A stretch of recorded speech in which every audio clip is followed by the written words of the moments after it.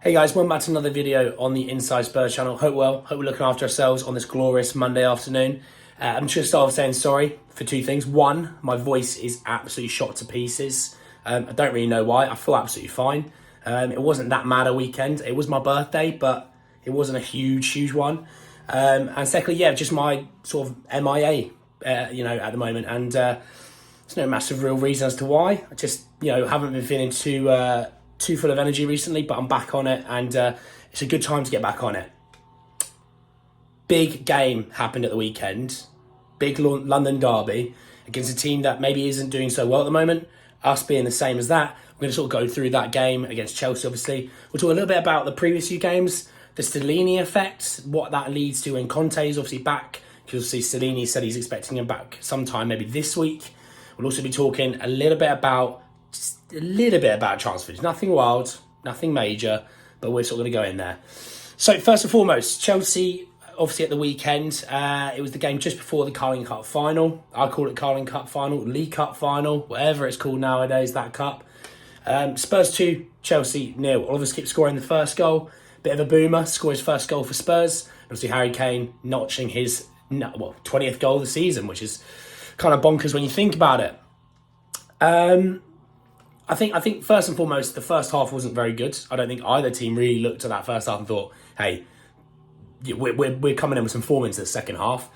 But we came out and I think we just wanted it more in the second half. I think we were flying into tackles. I think Romero really sort of led by example in that, that every single challenge that he could have made, he wanted to make. I think that stems then into your two centre defensive mids who then want to set the tone in midfield with Skippy and Højbjerg. And I think the boys up front really got about it. Richarlison was always really lively. I think Kulusevski was always quite lively and getting stuck in. So all these things play a major part. I think, look, don't get me wrong, I don't think there's some landmark big win because it's Chelsea and they're not playing very well at the moment. Yes, it's a London derby. Yes, those games in terms of form just go out the window. They're kind of irrelevant. It's about who wants it more on the day normally. But I don't think Chelsea really are really sort of playing any good football at the moment. I think they're struggling to find their identity. I think they're struggling to find a style of play that Potter likes to play. And I think it's playing a part into the actual team itself. Regardless of investment, players take time to settle, obviously. We know that. What I would say is, Chelsea didn't create that many great opportunities. They had one or two flashes, but it was nothing really that major for Fraser Forster in goal. Side note, I think Fraser Forster's been very good in goal for us, okay? I think the Leicester game where we conceded 4, point to a goal where he was definitely at fault for that. The AC Milan game, he made a double save and then they scored a tap-in with that one as well. Can't really fault him on that front. Today, obviously, kept a clean sheet. Man City, we kept a clean sheet. And West Ham, we kept a clean sheet. So, do you know what? For an understudy, I've been really impressed with Fraser Forster. In terms of the rest of the team, I thought Emerson Royale, by the way, he's been our best player for probably all of February. I think he's been absolutely fantastic. He was brilliant at the San Siro. He is amazing against City. He was fantastic against Sterling, your Mudryks, your Havertz's, then your Mounts, whoever else they played, Chelsea. They're one of 700 signings. He was fantastic as well, again, yesterday. You can actually see something really nice developing because, a lot of the major reporters say that Emerson is one of the most popular characters in the squad. You can actually see, though, a couple of months ago, players didn't really want to pass it to him, if I'm honest. Players like, you saw Kane, multiple opportunities, was pinging balls out to the right to Emerson in space because he wanted to play those passes. Romero's a big one. Romero actually wanted to pass the football for once to Emerson without feeling like he had no other choice. Normally, you try and find the Højbjergs, Bentancurs, Kanes, Kulusevski's, Sons, or switch it to the other side of the pitch. But actually, he was passing it straight out to him. I think the boys are seeing that this guy's on a big vein of form right now, and he's got a lot of confidence right now. So I think it plays a huge part into really unlocking more of the team. I think Ben Davies at left wing back's been really solid. I think Perisic has been out of form for a little while, if I'm honest. Defensively, we get caught a little bit on the left. And I think actually, Longley and Davies works really well. I think Davies, knowing how the left centre-back would like to play and what ability Longley really has in that position, I think it allows him as a left wing-back to do certain things that maybe Perisic doesn't do. I think the other big thing with that is sometimes Perisic needs to get the ball and it goes backwards or it goes sideways, and I feel like we're just trying to not lose the ball in a weird way. Whereas I think Davies actually gets the ball and tries to progress it, which I think is a really nice thing. Excuse me. I thought Richarlison was lively, got himself about into really good positions. You know, I definitely think with Son being a little bit out of form, and yes, I know he scored a goal, obviously, when he came off the bench the first game. But I actually think, you know, in reality, we've got players right now who are actually showing some real care and some real drive. You know, I think it's important that we understand that. I think it's important that we now live in this moment where we can really, really kick on. I think it's important that, you know, we take this level of momentum. We've got a massive second leg against Milan. We've got some really favourable fixtures coming up now where we really want to be taking as many points as possible. I think, you know, quite importantly, we need to recognise is that we are starting that run like we did similar sort of time as last year, where we started to pick up some form, started to win some games. I think we're starting to see a little bit more of the Spurs that we did towards the back end of last season, kind of towards the early part of this season, instead of the team that we've seen for the last couple of months. In regards to, you know, what's really next when you look at these fixtures, I think they're all, you know, when you look at a lot of the teams, we're playing a lot of teams who are in the bottom half of the table. That's important. Mid to bottom half of the table now. We've had a pretty horrific run of fixtures. We're playing some pretty big teams. And actually now, well, we can maybe string 3, 4, 5, 6, 7 wins in a row. That really is a massive part. You know, we're sitting in fourth right now, 4 points clear of Newcastle, who, yes, have 2 games in hand, I know. But actually, we're 4 points behind Man United, who have got a game in hand. So actually, we're right in that top 3 to top 4 race. You know, everyone's been touting how great Man United have been this season. Look at their reign of form and look how amazing they've been. And Spurs have been shocking. And Spurs are 4 points behind. So all is not doom and gloom. We're in... mathematically, we can win the Premier League. We're not going to, but hypothetically, we're in 3 competitions still, right? I look at it more as 2, whereas the Champions League and obviously the Cup competition, the FA Cup. But in reality, we are in a really strong point in our form and a strong point in our season. I know losing Bentancur is a huge injury, you know, but actually we're starting to get players back from injury, and I think it's important. I think Skip's been, you know, really good the last few games. I think Pape Matar has shown there's a real player there. Højbjerg is obviously the sort of the general of that midfield in a way, and I think Højbjerg's been fantastic last few games as well. So we're starting to hit a bit of form now. We've got 4 clean sheets under Stellini. 3 clean sheets under Stellini, only conceding 1 in 4 games. We're scoring 7 in that time. So I'm not going to say that the guys don't like Conte, because you saw Kane in the interview with Sky Sports yesterday said these are all the gaffer's plans. These are all Conte's thoughts and visions for the game.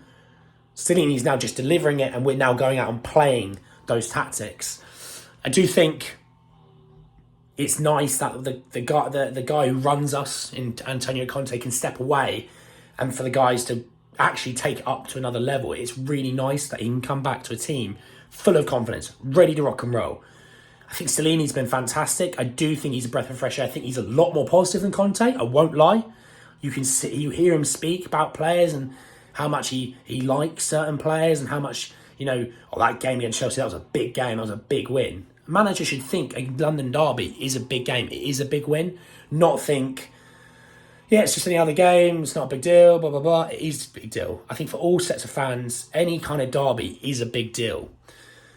Now, in regards to sort of going ahead, and I'm going to talk a little bit about the transfer rumours. It was a big one. I talked about it loads of times before. Okay, there are quite a few rumours. I will do a whole new video about certain rumours as well, because I think free agent signings are going to become a real big thing now going into the summer, where there are quite a few players of some quite decent quality going out on a free this summer. And I expect Spurs to be quite lively in that market personally. It's a market, you think Daniel Levy loves a free guy, loves a cheap signing. That's the market we're looking at.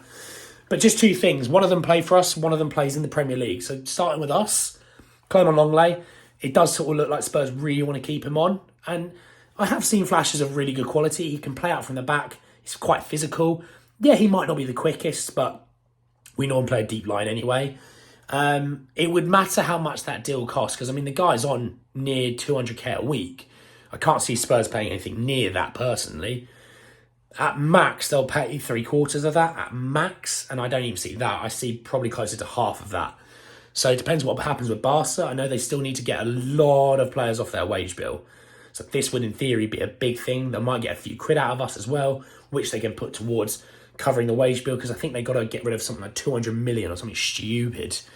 So there's that. In regards to the other player, James Maddison, it's come out from the Mirror today that, look, he's probably going to be looking to move in the summer. Spurs are within one of the main clubs that are going to be looking at him. I assume someone like Newcastle will look at him. Something crazy like Villa would look at him. I do think the Mason Mount situation is interesting, not for us to sign him, but I think to other teams in the Premier League to look at Mason Mount, like a Newcastle, would really look at him, which meant then in turn may change the Maddison market a little bit. But I do think Maddison would offer up quite a bit of difference when it comes to our formations, our style of play, the player quality we have. If you can, when we saw with Kane, when he was at his finest in terms of goal scoring, he had players feeding him. Yeah, Son can feed him time to time. Yeah, Kulusevski can whip a good ball in. Perisic can do something like that as well. But he always had a player in behind him, like an Eriksen, who was just going to feed him balls after balls after balls. No pun intended. But Maddison can do a similar sort of thing. Maddison's obviously very good with set pieces. And Spurs obviously scored again pretty much from a set piece yesterday. It's been a little while since I saw one of those. Bear in mind, we're probably the most dangerous team in the Premier League at set pieces. So anyway, I'll do another video talking really about transfer rumours and where they might lead to, who they might be. I just want to talk a little bit about the Chelsea game. Obviously, West Ham was a really good result for us as well, a really good win, a dominant win. I do think in terms of Chelsea and West Ham, we were much the better team. I think Man City actually was one of the more comfortable games of the season as well. I thought we played fantastically well against them. But I do think we're in a really good point right now, and I think we're in a really positive point. I do think we've got some massive games coming up. That Milan game at home, that's going to be huge as well. Things like that plays a part into the summer in terms of transfer manoeuvrability. So it's going to be a really big few weeks ahead of Spurs. I think we do really start to picking up some maximum points for as many situations as possible. We do have some favourable games coming up. I do think they're going to play a massive part into really seeing if we get Champions League football next year, because what happens now with Manchester United and Newcastle, when you think about it, in previous years, whenever you've won the League Cup, your form normally dips in the Premier League afterwards. Man City's a different beast because they've got 47 different players that are all world class, but normally your form dips a little bit. When you look at Newcastle, that heartache, does that play a huge part? Does your form dip from that as well?